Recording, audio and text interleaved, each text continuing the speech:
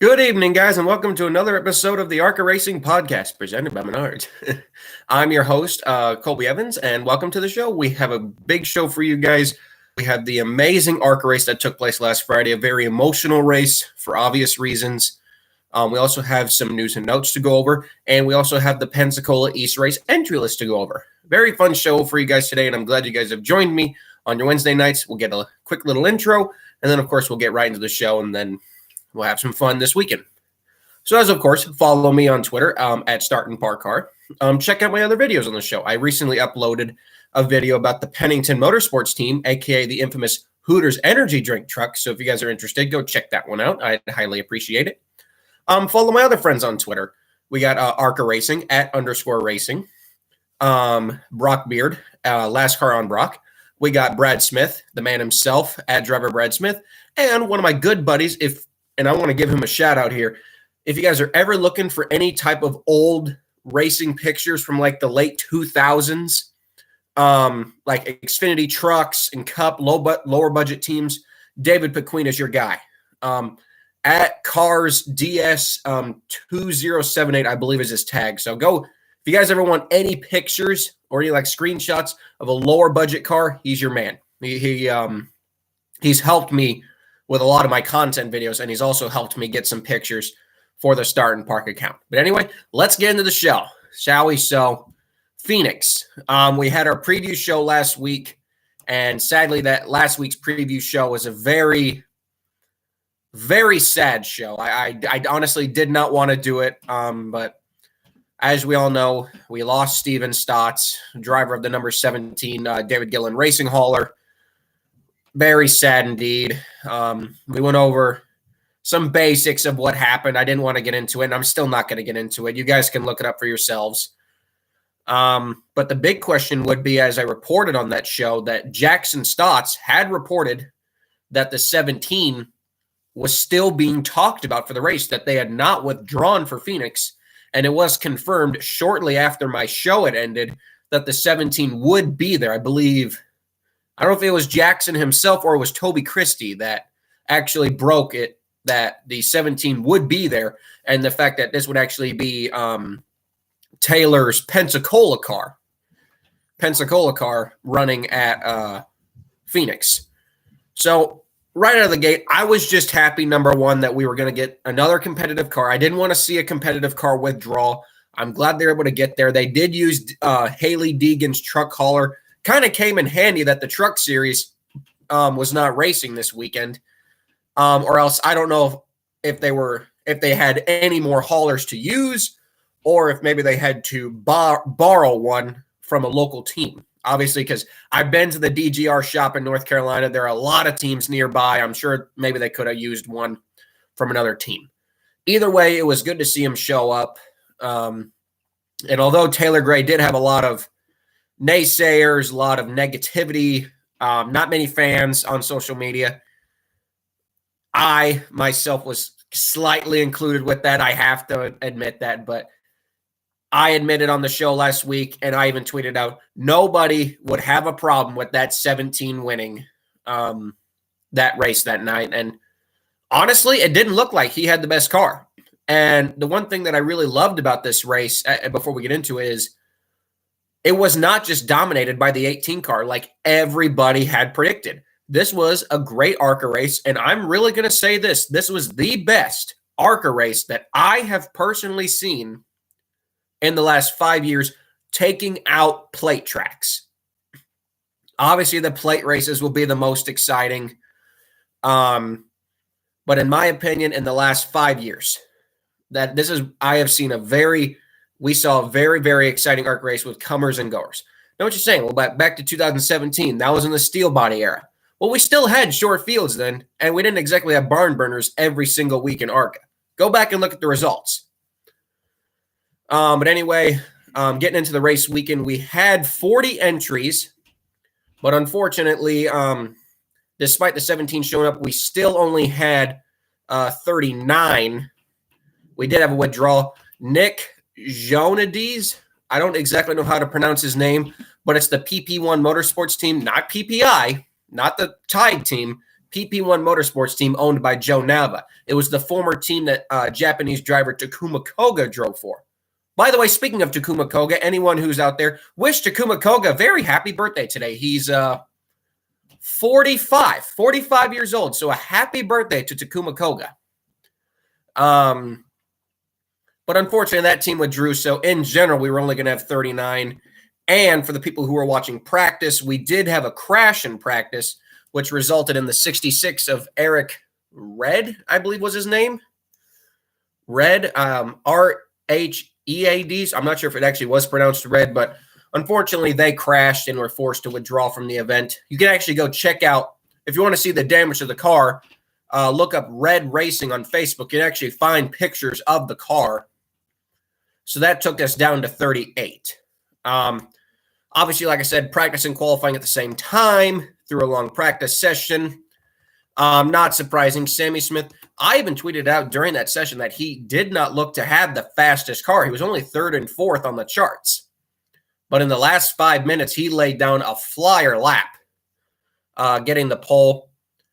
Second place was, of course, Taylor Gray, who, despite, the Pensacola car, not showing any rust at all, amazing speed. Jesse Love for Venerini was third. Nick Sanchez was fourth, and Connor Mosak was fifth.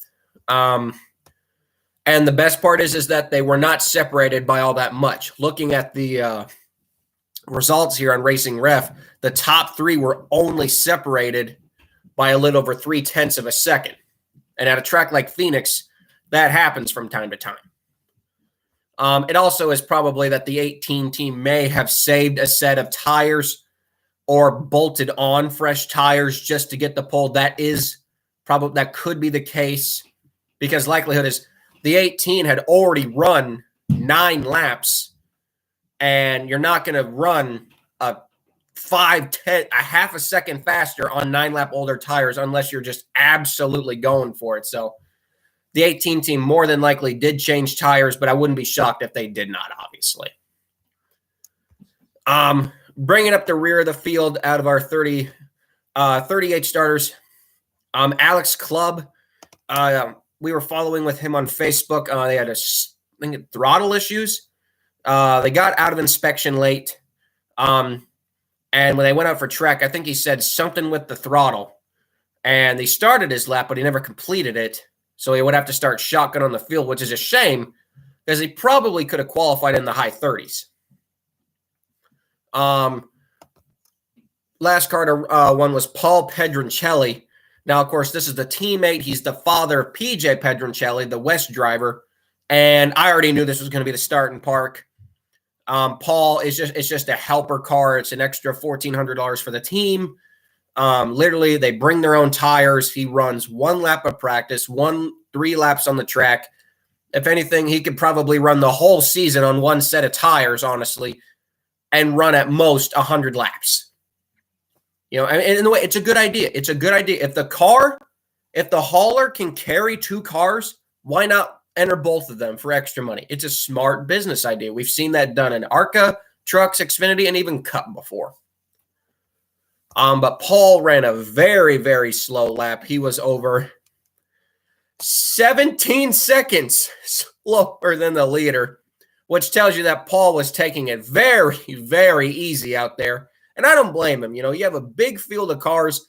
The last thing you need is that car getting torn up because, well, yes, you're trying to get extra money. That's the emergency backup car in case PJ happens to do something to his car, which I don't think he does. PJ's a good driver. But in the case that PJ does do something, obviously Paul is there to withdraw, and they'll use his car as the backup. Then we had Bobby Hillis Jr., the man himself. He did not show a lot of speed that I kind of thought he would. He was over a second slower than Brad Smith, and that kind of was a little shocking. I figured Bobby could keep up a little bit better pace than that. Thankfully, he ran the whole race, despite having to go to the garage for a couple laps. Brad Smith, our man, was running 35th. Qualified 35th. Bryce Haugeberg for Andy Hillenberg, 34th. Andrew Tuttle, 33rd. Tim Monroe, 32nd. Chris Loudon, 31st. And Ryan Roulette in the 85 was 30th. Those were your bottom starters of the field. I knew there was going to be a lot of starting parks in the race. I just didn't know when they were actually going to drop out. I had predicted about 4 or 5 starting parks for this race, which actually, in terms of classic ARCA, that's normal. It was normal to have about 4 or 5 starting parks. ARCA's been like that since 2000. Look at the results. And yeah, sure enough, you guys look at the results. The 66, though, was listed as a DNS despite not withdrawing from the field, which means that they technically get credit for the owner points. Withdrawing from the field, you get no owner points. But I guess if you go like the did not start bracket, you still get 3 owner points. I'm not really sure how that works, honestly. I like the fact that they still get some sort of owner points, so that way they're still on the board, they're ready to go. But it's kind of a shame that they didn't get to run, because that car probably could have run pretty good. So moving on here, race started, kind of a cluster start, and it was just a cluster, I would say, understatement start. It was pretty much a cluster for the first 33 laps. The longest green flag run in the first 35 laps was 6 laps. We had our first pull off literally after 1 lap. Paul Pedrancelli, like I had predicted earlier, he pulled off after a mere 1 lap. I don't think he even broke 120 miles per hour. Our 37th place car was the 07 of Brian Coltrider. I kind of questioned why Brian would go all the way to Phoenix. In the one picture that he posted to Facebook, he actually still had his super speedway modifications still in the car. In case you guys are wondering, go look at a picture of an ARCA car at Daytona and go look at one at like a short track. You will see different modifications made to the cars for super speedways and short tracks. It's like Brian just didn't take it off. Now I'm assuming that since he was a starting park, that ARCA was not going to make him take it off because they knew he was only going to be out there for a couple laps, but kind of questioned why Brian would go all the way out to Phoenix just for 2 laps. Didn't even turn a practice lap. Literally just ran 2 laps. Supposedly broke a shock. I hope that really wasn't the case because I don't know if he has spare equipment, but kind of shocked me that Brian Coltrider would pull off that early. Figured he would run more laps than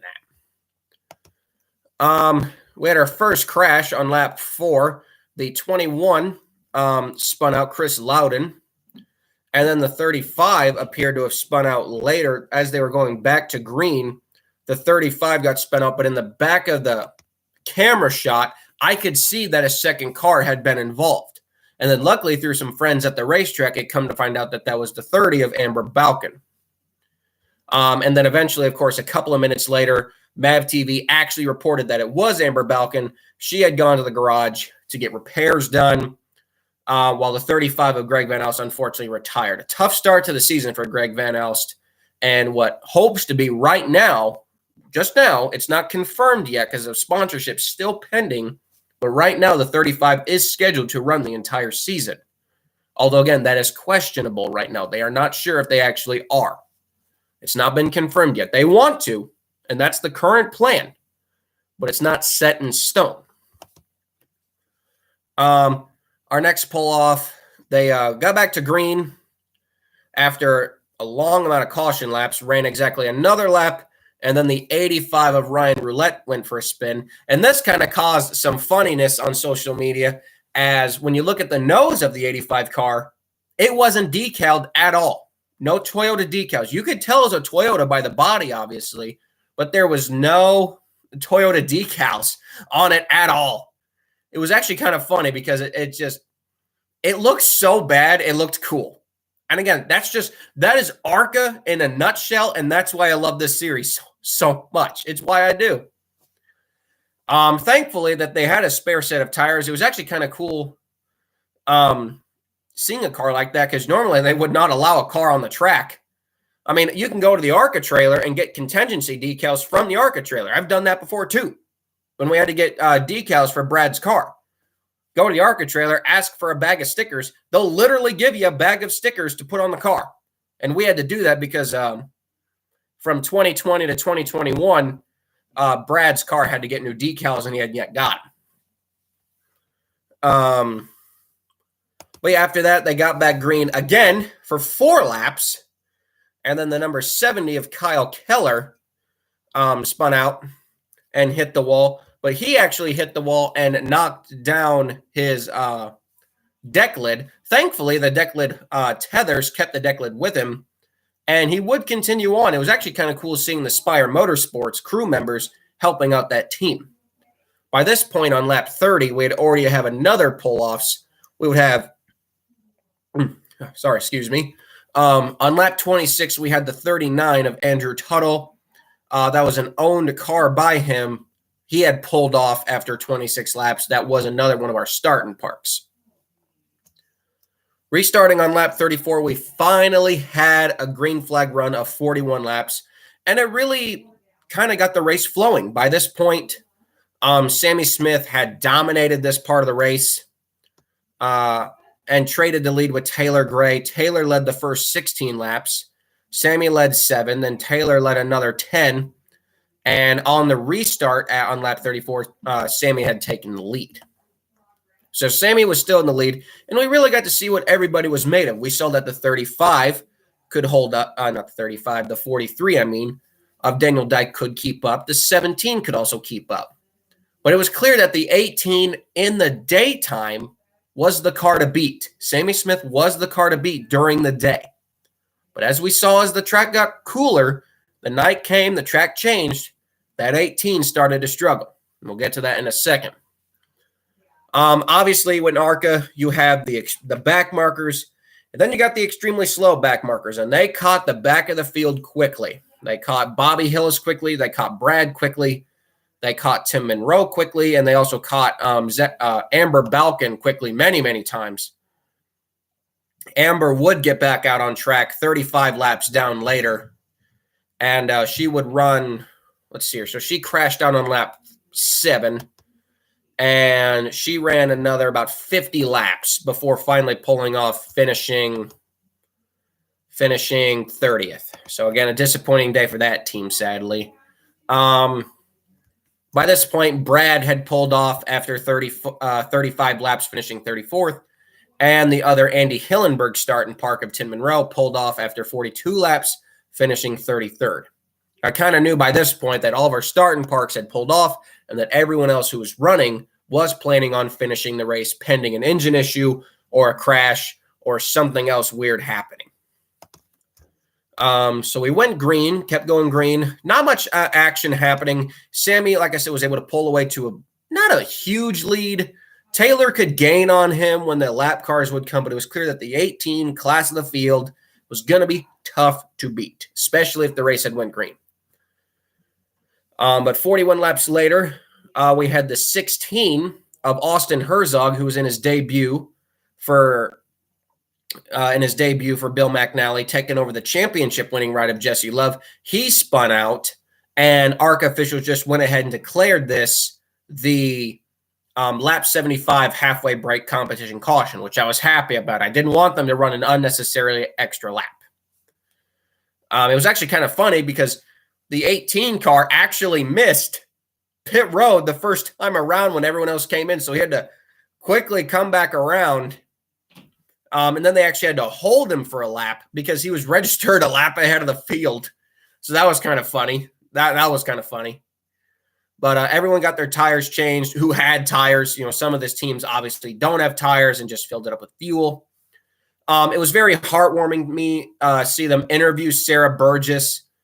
I've been really, really high on Bridget Burgess. I really hope that team get more equipment and more crew people because literally Bridget and Sarah do almost, if not all the work on that 88 team. And it was really great to see Sarah get, man, I don't remember what it was called, but it was some sort of Rising Spirit Award. I don't remember the exact name of it, but it was really nice to see somebody like Sarah get that award. Very, very well deserving. And it was great to see.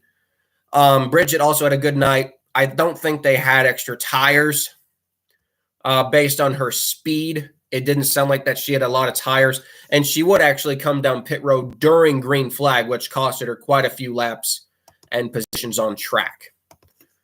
Going back to green, though, after lap 75, we had another 22-lap stint.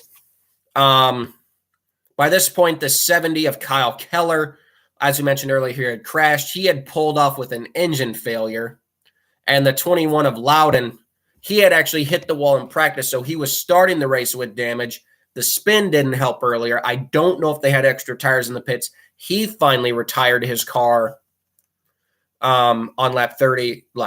He finished 31st, retired his car on lap 54. Amber Belkin would pass him, then head extremely immediately to the garage.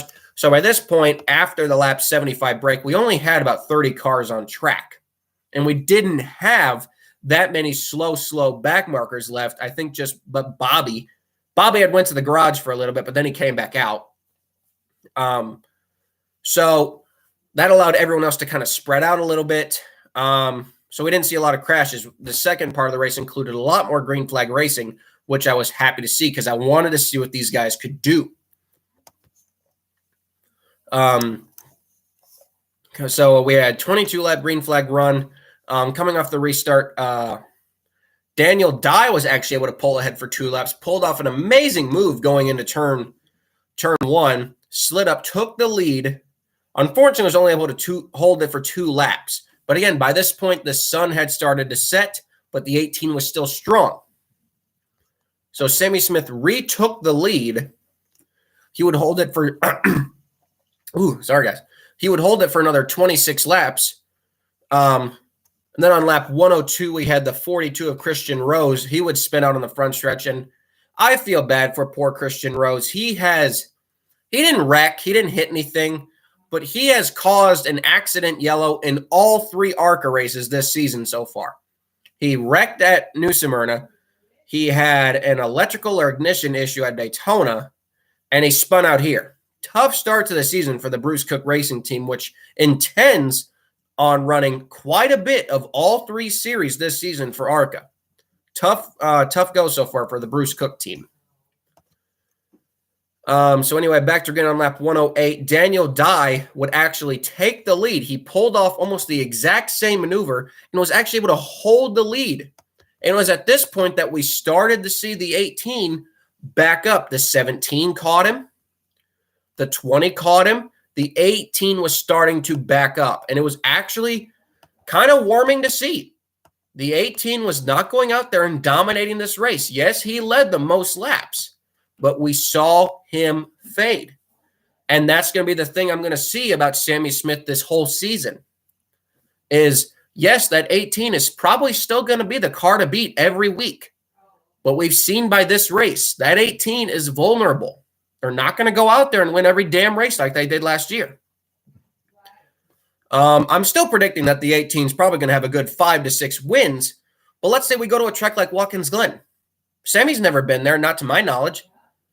To me, that's an even playing field. That's an advantage to some of the other drivers who have already been there. So I don't know if the 18 is going to be as strong as they normally are. But we got back to green. Daniel Dye, he not only got the lead, he checked out. And what I thought is kind of cool is some people were kind of arguing with me. Now, I know Petty GMS is the main cup team, and technically the ARCA team is only under the GMS ownership, but I got to believe that Petty's got to have some involvement with helping fund that part. I was going back and forth with people. If it wasn't correct, my apologies. But if I was correct, Petty was actually going for his 4th career ARCA win as an owner, winning at Daytona in 1979 with Kyle Petty, 1998 with Adam Petty, and in 2007 with Chad McCumbee at Pocono. So that was kind of cool. I was kind of rooting for the 43 because it would have been just cool to see the 43 in victory lane again. I mean, I don't think anyone would have a problem with that. And yeah, Dye had checked out. The 18 had started to fall back, and the 17 of Taylor Gray was not making progress. And by this point, on lap 130, we had just 26 cars left on the track by that point. And at a 1-mile track like Phoenix, everybody was pretty spaced out. You know, I mean, the 17 was not going to gain on the 43 with help of lap traffic. Every car was running its own race, running its own line, doing a great job. And then, unfortunately, with 19 laps to go, we had the first spin of D.L. Wilson, who had actually went to the garage but came back out about 15 or 16 laps down. He spun out in lap 131. Nobody pitted because obviously you don't pit in ARCA. You just you got what you got. And we went back green with 12 laps to go. I did not like the fact that this simple spin out by the 12 car took 7 laps of caution. I'm like, really? 7 laps of caution for a spin out? It was a little excessive. We would run another 3 laps, and then the 12 of DL spun again. And, at this point, I'm like, I love DL. I've met him at the track, but you're over 15 laps down, and there's 10 laps to go. With all due respect, you're slow. Get off the track. Either get off the track or run a slow enough pace where you'll be out of the way and you won't wreck. That's my only thing, because bringing out 1 caution, that's fine. Okay, fine. You made a mistake. Bring out a second caution 3 laps later, 10 laps to go, you're 15 laps plus down. Either park it or go slow enough to where you can control the car. That's my thing. But I don't want to be too hard on DL. I like him. I've met him at the track before. He's a good guy. But that's just my take on it. So we had another restart with lap 147. But then one of those swan song heroes of the race started to come up. Rajah Caruth, man. He impressed the heck out of me last weekend. He drove through the field like a boss. And the Red Racing team is not the elite team in ARCA either. Sanchez struggled. Sanchez ran good because obviously the 2 teams a good team. They only ran 7th. The 61, normally the 6, but we all know the Sunrise Ford team got control of the 6. So Rajah ran the 61 number. You could actually see the number 6 decal under the 61 number if you looked hard enough. That was kind of funny. But Rajah drove up through the field, man. He got past a lot of people, and he was, I think, 4th on the second to last restart. And it was just very impressive. And we went back going green again after the second crash by DL. And unfortunately, we only went 1 lap as the 9 and the 13, the 9 of Tanner Reff and the 13 of Todd Souza, they had gotten together on the back stretch with the 23 of Connor Mosack. Came around to the front stretch, and the 13 just proceeded to completely dump the 9. Now, Todd's been in this game for over 15, 20 years. We know that. Todd Souza is a guy you don't want to mess with. He's been around in this business longer than some of these kids have been alive.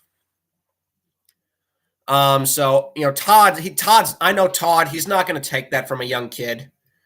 And, just straight up dumped him. Unfortunately, there was not much damage to the car, but it did cause another caution. And, well, I'm still a little critical about it. I understand why, but I'm just a little bit critical about it. ARCA's 1-lap shootout restart, but a lot of people, including me, were excited. Rajah had made his way up to 2nd, and including me, a lot of people, even though I would have preferred the 17 to win because of what it would mean, would have had no problem if Rajah Caruth somehow stole this victory and got Rev Racing's first career ARCA sanctioned win, even though they had won previous K&N races. Unfortunately, for some strange reason, I even called it on the broadcast, the 61 never pulled up to the 17 side. It was so weird.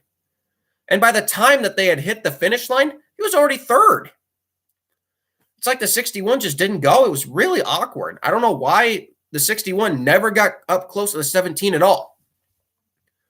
Needless to say, the 17 would cruise to an easy lead, easy victory, a very emotional one. Second place would be a 43 of Daniel Dye in a very impressive performance. He retains the points lead by quite a bit. Third was Sammy Smith, who was actually running 4th. Rajah dropped down to 4th. Jake Drew, the highest finishing West driver, in 5th. Jesse Love in 6th. The highest Venerini car. And I don't know what that is, but that's got to be a long time. When was the last ARCA race where you did not see a Venerini car finish in the top 5? It's been a long time, and I mean a long time since we've seen that. Vanderini's night didn't really end that well either. Like I said, Jesse Love 6th. Tony Breidinger finished 15th. And the 15 of Parker Chase hit the wall about 6 times and would finish 20th. Rounding out our top 10 was 7th of Nick Sanchez in the 2. The 17W, the MMI entry from a kind of a partnership with Bruce Cook. Josh Berry, Xfinity driver, would finish 8th, sorry. Derek Krause, who was coming to run with a truck weekend off, decided to come run, finish 9th. And Connor Mosack for the Brett Holmes team would finish 10th. Overall, some other good runs. We had PJ Pedrancelli was able to finish 17th. Obviously, a team like PJ coming up against these powerhouse other ARCA teams, we're not going to be as competitive, but still did their best in 17th. Birthday boy Takuma Koga got 18th. Tim Spurgeon, happy to see him get a top 20 in 19th. Our man Alex Clubb did a great job finishing 21st. Ryan Roulette recovered for 22nd. And Bridget, despite losing a lot of laps on pit road, still managed 23rd. So, like I said, overall, in my opinion, the best non-plate race for the composite body ARCA cars. That's my personal opinion. Ever since we started these composite body cars full-time, and I would really say 2017, because that's when they started running every single race. Well, 2016, but that was a good year. I started in 2017. That I would honestly say that this was the best ARCA race on a non-super speedway. Now, you can fight me on that, but that's just, again, my personal opinion. And again, other people have different opinions. That's what's fun about opinions. We all have different ones. The point standings coming out of this race, Daniel Dye's got a pretty hefty lead in the point standings because, again, he was one of the few ARCA full-timers to finish well at Daytona. He currently leads over Raja Karuth. Yes, Raja's second in points. Very impressive. Daniel Dye has an 11-point lead over Raja. Parker Chase, who is sitting in third, but obviously is not a full-time driver, so he doesn't really count. I'd kind of point to Tony Breidinger, who is fourth in points, is actually third. She's minus 20. Nick Sanchez, I just think the problem for Sanchez is now he had a bad finish at Daytona. He didn't necessarily have a bad finish at Phoenix, but Daniel still beat him. So he gained more points on him. So being 20 points back this early in the season, and, actually 23 points back, that really, I got to say, that changes my championship picks. I mean, that is hard to gain. That is really, really hard to gain on any track. I would say really the only one that could probably play a factor would either be Watkins Glen because of a possible engine issue or Talladega because of a crash. Our other full-timer is actually all the way down. I mean, I guess technically 8th. Sammy Smith, yeah, he's running 16 of the 20. Amber Balkin's down in 9th. Relatively, though, she's actually about 4th in the points. And then DL, who right now is rumored to be going full-time, is in 11th. Then, of course, the other full-time driver who's rumored, Greg Van Elst, is all the way down in 30th.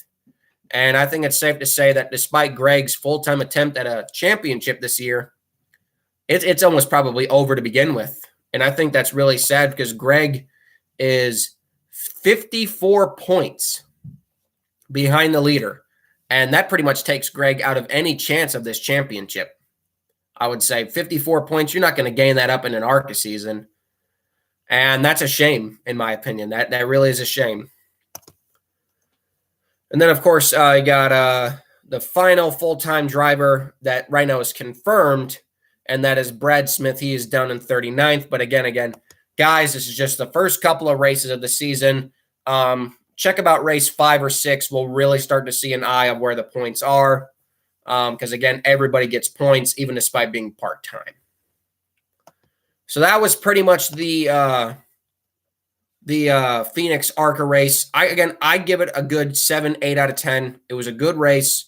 One of the best composite body races we saw, comers and goers. It was good to see Raj almost pull it off. The emotional, like, you could feel the emotion of Taylor that picture, whoever captured that picture of him with his two fingers pointing up to the sky, props to you, man. What an emotional picture, an emotional moment. Just for everybody, they interviewed David Gilliland after the race. He was in tears and just like I cannot say enough. What a moment for this ARCA team, the DGR team, who went through absolute just sadness and I'd say HELL over the past couple of days, trying to get ready for this race, trying to cope with what happened. And like I said, I'm not the biggest Taylor Gray fan, but we were all Taylor Gray fans that night. We wanted to see that 17 pull it off for Steven Stotts and that team. But I cannot imagine how sad it must have been having to load up that winning car, loading up the winning car in that hauler and knowing that it's not the hauler that it was originally supposed to be. I would say that's probably the hardest part. You won the race. Now you have to load up the car into a hauler that it's not supposed to be loaded up into. And the driver is not supposed to who it's be. And like I said, you always find the negatives despite positives, but I don't want to look at those negatives. Great weekend overall for DGR. I'm happy for them. I'm happy for Taylor. And I just I want everyone to move on from this. We need to move on from this situation. Sadly, life goes on. But Steven Stotts, I believe they'll have Steven Stotts memorial decals on every car this year. I hope they're doing that. I think I read something they're going to do that, but I think it's safe to say that the 17 car will have the Steven Stotts name on its car probably every race. And it should. It should be on the car every race, in my opinion, as well. So congratulations to DGR. I believe the winning purse was around $19,000. Not all that good, but for ARCA, we already knew that. So yeah, now we get into a little bit of news portion of the show. Before we get into Pensacola, Toby Christie had actually reported that we have another full-time East entry. Now, I'll get to that just a second. 1 second, guys. There was a little parched there. But TobyChristie.com had reported that the 60 car for JW Motorsports, owned by Xfinity driver Josh Williams, will be going full-time this season in the ARCA East Series with driver I got to get back to the entry list real quick. I got the entry list pulled up right here for you guys. Just give me 1 second. Oh, yeah, Daniel Escoto. Now, it actually was reported that Daniel was supposed to run the whole season, but fell ill, and that's why Logan Misiraka was brought in to drive New Smyrna. At least that's what Toby had on his page. Great to see another full-time East entry. It's unfortunate that Daniel won't get to go for the championship. Won't get to go for the championship, but nonetheless, at least they get to go for the Owners' Championship at least, which, they have a great shot at finishing in the top 3, top 4 for that, which obviously would pay not pretty good, but okay, at least. The good news is the Pensacola race last year had a really, really sad 13 cars. Anyone who watched that race, it was just sad. I love ARCA. I try to stay as positive as I can about ARCA. But that 2021 race at Pensacola with just 13 showing up and 2 of them pulling off in 3 laps, 11 cars, it was sad. And that's all I could say about it. I tried to be positive, but all I could see was just 5 rows pulling up to take the green flag. It was sad. Still quite a few starting parks in this one, but we have 16 taking the green flag, which definitely is an upgrade from last year. Some notable entries in the field, pretty much nobody I expected. Jake Finch, Phoenix Construction, Phoenix Racing is technically back in NASCAR for the first time since 2013. It's great to see James Finch back in the sport. Hopefully Jake Garcia runs quite a few races this season. Jake Garcia, he's actually running – I get my Jakes mixed up. Jake Garcia just announced he's running a truck race for the McAnally team. Jake Finch. God, I keep getting my Jakes mixed up. Jake Finch will run. And I would say this is a car that I wouldn't sleep on. Everyone thinks it's going to be Taylor and Sammy again. Would not sleep on Jake Finch. He has really turned it up on the late model scene the last couple of years. So for anyone thinks it's just going to be another 17 and 18 show, my money's on Jake Finch to pull off an upset. And I would love to see it too. We got a couple of Andy Hillenburg entries as expected. We actually got 4. Of course, Stephanie Moyer running full time in the 0-1. We got Benny Chastain. Yes, Benny Chastain, 79 years old. Benny Chastain will run the 10. Hopefully he's a starting park. I love Benny, but he's kind of a hazard. And at 79 years old, I don't know, putting him on a short track is probably the best idea. He's no Morgan Shepherd, that's for sure. I don't mean to throw that an insult. I'm not trying to insult him, but I don't know how long Benny's going to be out there. Oh, man, Moff in the chat. Last year, James Finch was arrested and had 10 years in prison. I did not know that. I did not know that James went to prison. So I'm sorry. That's a breaking news to me right here live on the show. I did not know that. Moff in the chat. Did not know that. Well, I don't want to talk about prison. Let's continue on the entry list. Jesus. Oh, my God. I did not know that. Willie Mullins will drive the 11. Now, of course, this is a partnership. I believe this is Willie's own Toyota being used with Andy Hillenburg's team. Tim Monroe, who also ran a start and park at Phoenix, will again do a start and park at Pensacola, likely probably driving the same car with just a different number. Taylor Gray and Sammy Smith, obviously. Steve Austin in the 22. Hopefully that team can have better luck than New Smyrna. Excuse me. Christian Rose will be in the 42. Brandon Varney will be in the 44 for the Mcclure racing team. Brad Smith, the man Brad Smith, will be there, likely doing a start and park. Kind of surprised Brad would go all the way to Pensacola, but, Brad just loves what he does. I mean, for everyone that gives Brad crap, Brad loves what he does. He wouldn't do it if he didn't love it. Don't think Brad's just doing this, out of spite. He's doing this because he loves it. And yes, of course, how about that? Steve Austin driving the 22 and Moff in the chat. It's 316 days. So, yeah, stone cold Steve Austin driving the 22. Let's just go with that. Ashton Higgins, who actually withdrew from the New Smyrna race, will be driving the 49 in this race. Going to be curious to see how he'll do. He'll be running a Toyota. As I said, Daniel Escoto will be in the 60. Donald Teague will be in his final race right now, scheduled in the 74. Stephanie Moore, of course, we went over. Leland Honeyman will be in the 02, one of the other full-time entries for Young's Motorsports. And the Peterson team will be there with Nate Muller. I hope I'm pronouncing it Moeller. I hope I'm pronouncing it correct. And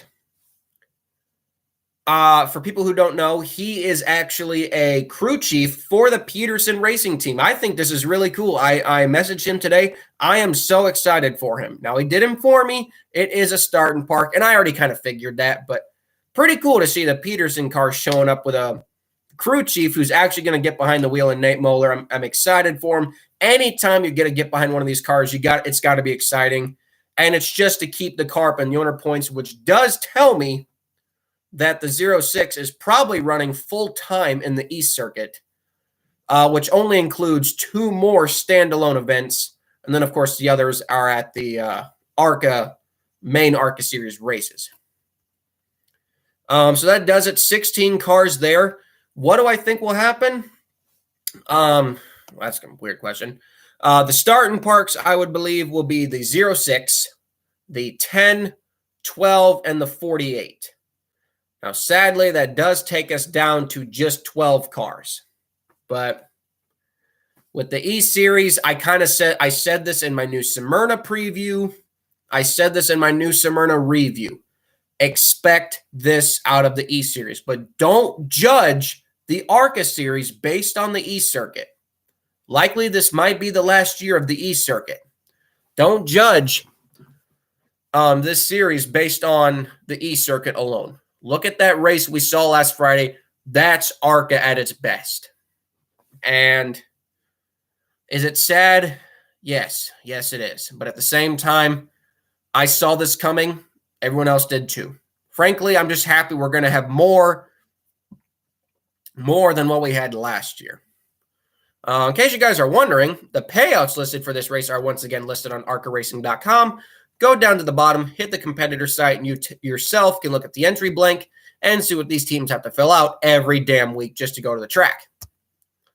Last place for this event, with only 16 cars there, will be $1,250.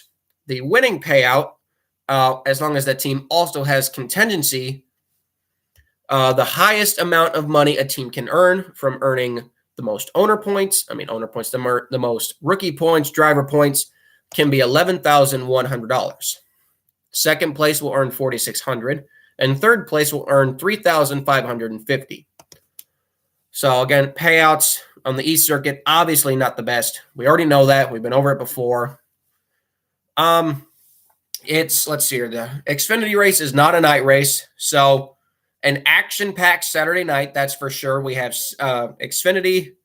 We'll be covering it all weekend, obviously. We'll have the Xfinity race. We'll have our To the Garage review, and then we'll have coverage of that ARCA race.